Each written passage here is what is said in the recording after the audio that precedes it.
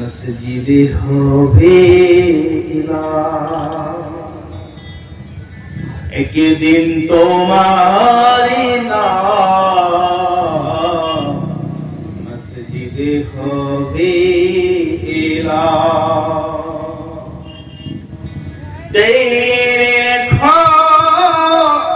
তৈরি থেকো ঘুরির মালো সমান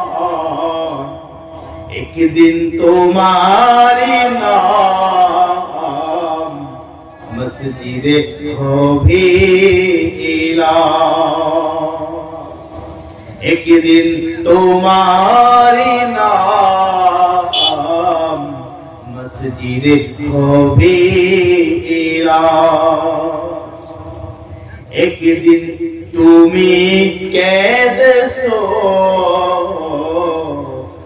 সবাই এসেছে মুসলমান একদিন তুমি কেঁদেছো সবাই এসে আবার একদিন তুমি হেসেবে সবাই কে দিবে আবার একদিন তুমি এসেবে সবাই কাঁদেবে ঠিক না কথা ঠিক না আমার বন্ধুগণ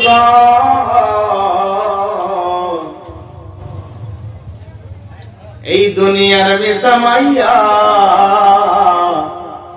এই দুনিয়ার মিশা শোনায় কোথায় তোমার বাড়ি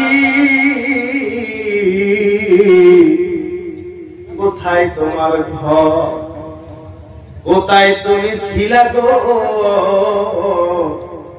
আবার তোমাকে আমার আল্লাহ রাব্বুল আলামিন কোথায় তোমাকে দুনিয়ার মধ্যে আইনা ঘরের ব্যবস্থা বাড়ির ব্যবস্থা খানার ব্যবস্থা করে দিল গো একবার চিন্তা করা যায় না গো সে আমার রব সে আমার প্রভু কেমন গো ঠিক না ও মুসলমান আল্লাহ বলেন আমারে কেন তোমরা চিনো না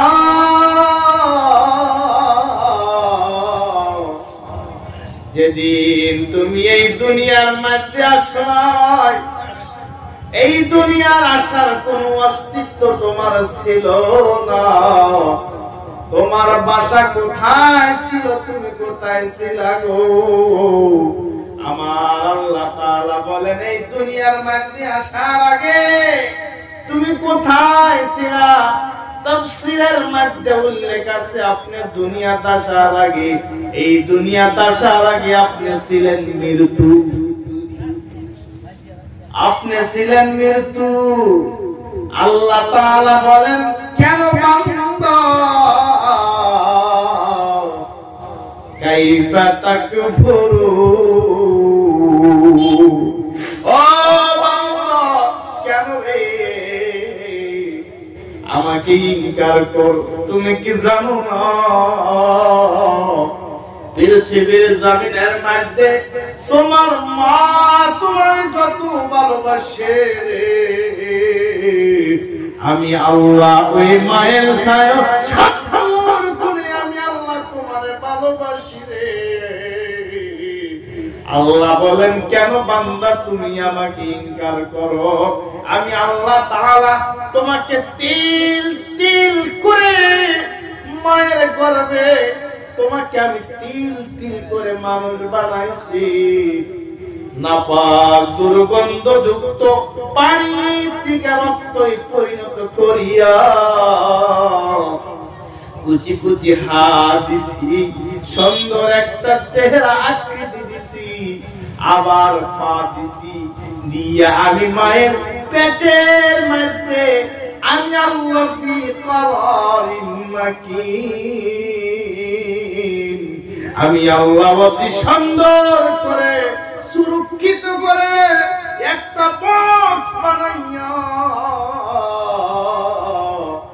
মায়ের গর্ভের মধ্যে আমি তোমাকে পালছি। এবার প্রশ্ন আসতে পারে, আমার আল্লাহ তাআলা মায়ের পেটের মধ্যে আমাকে পাললেন, মুখ দিয়ে কেন খানা খাওয়াইলেন না? আল্লাহ তাআলার মায়ের পেটের মধ্যে আপনি 10 মাস 10 দিন থাকলে ওই পেটের মধ্যে আপনাকে খানা খাওয়াইলেন না, তাহলে আপনি কেমনে ভাবে বাঁচলেন? আল্লাহ তাআলা বলেন, বান্দা না, আমি আল্লাহ তোমার মায়ের সাথে নাভির সাথে আমি আল্লাহ নাভিটা বড় জরিপ করে দিয়েছি। তোমার জনম দুঃখী মা যে খানাটা ভক্ষণ করেছে ওই খানাটা তুমি সন্তানের পেটেও পৌঁছে গিয়েছে। তোমার দুনিয়ার মধ্যে 10 মাস 10 দিন কষ্ট করেছে, তুমি বান্দার জন্য কষ্ট করেছে। এখানে প্রশ্ন আসে, আমার আল্লাহ তাআলা কেন মুখ দিয়ে খানা খাওয়াইলেন না? মুখে দিয়ে তো খানা খাওয়াইতে পারতেন কি পারতেন না? আমার আল্লাহ রাব্বুল আলামিন বলে দিলেন, না, আমি মুখ দিয়ে এই জন্য কারণ আমি মুখের মধ্যে মায়ের পেটে খানা খিলাইতাম, তোমার মুখটা অপবিত্র হয়ে যাইতো।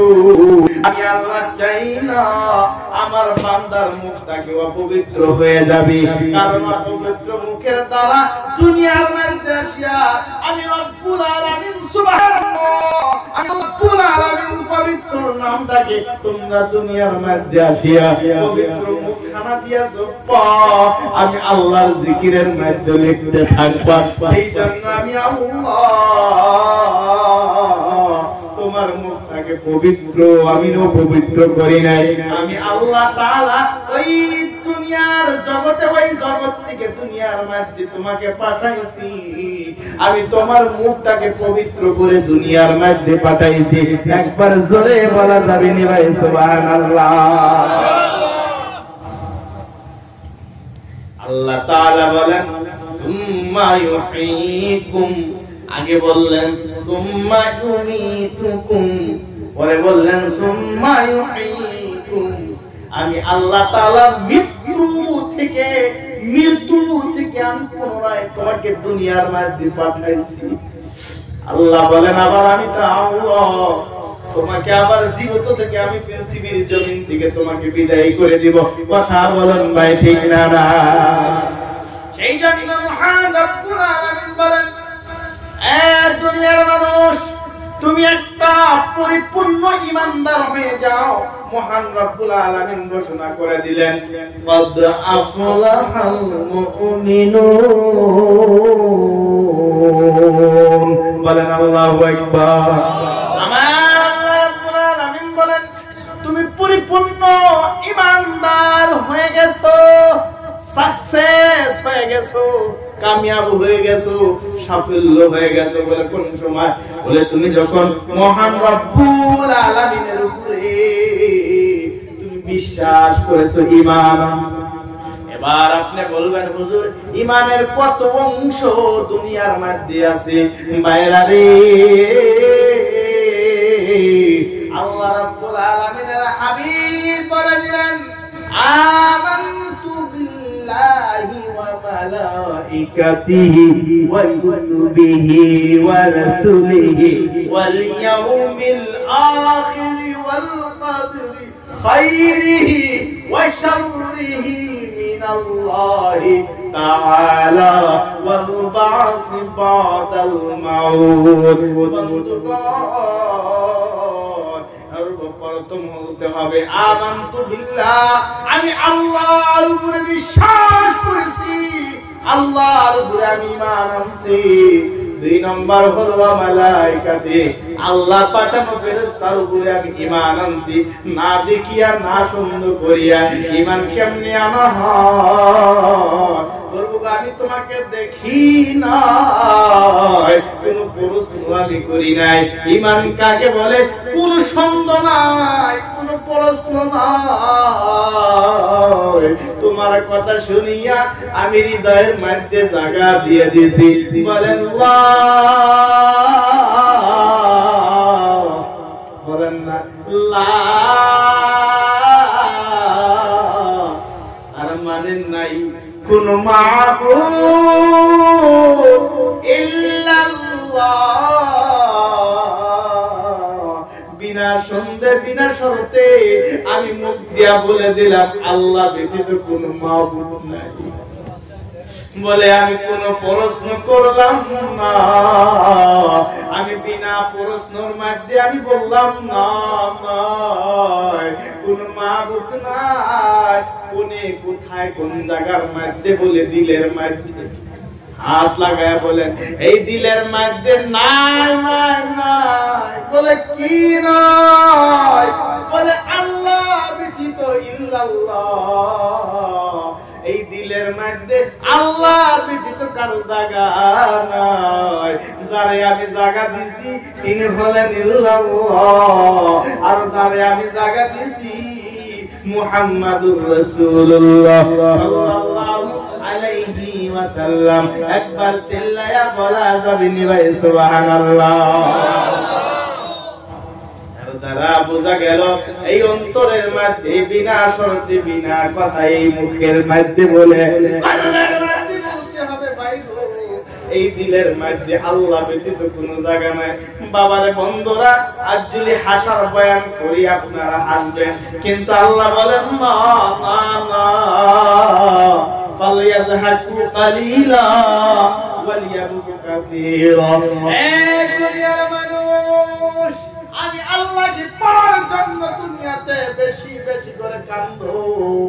তুমি যদি হাসা করো তোমার দিলটা মুর্দা হয়ে যাবে, তুমি যদি হাসো তোমার দিলটা মুর্দা হয়ে যাবে। এই জন্য আমি আল্লাহ বললাম না না, হাসো কম, কান্না বেশি করো, মনটা নরম করো। দুনিয়ার মানুষের দরবারে গেলে একটা বস্তু যদি একবার চাওয়া যায় আপনাকে ধাক্কা মারিয়া ঘুরিয়ে দিবে, আবার যদি আর একটা বস্তু চান আবার ধাক্কা মারিয়ে আপনাকে ঘুরাইয়া দিবে। আল্লাহ বলেন বান্দা আয়া ইয়া আইয়াতুহান নাফসুল মুতমাইন্নাহ ইরজিই ইলা রাব্বিকি রাদিয়াতান মারদিয়া।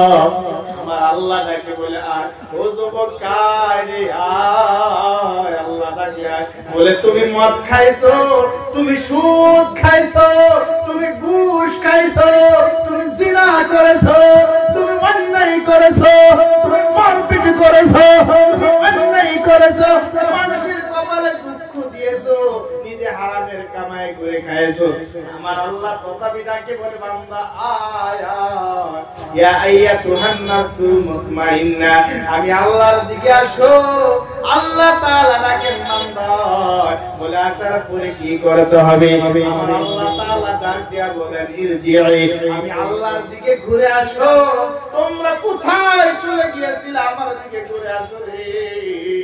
ইলা রাব্বিকি রাদিয়াতাম মারদিয়া, আমি আল্লাহর দিকে ঘুরে আইসা ফাদখুলি ফি ইবাদি, তুমি আল্লাহ তাআলার ইবাদতের মধ্যে মগ্ন হয়ে যাও, ইবাদতের মধ্যে শরীক হইয়া যাও।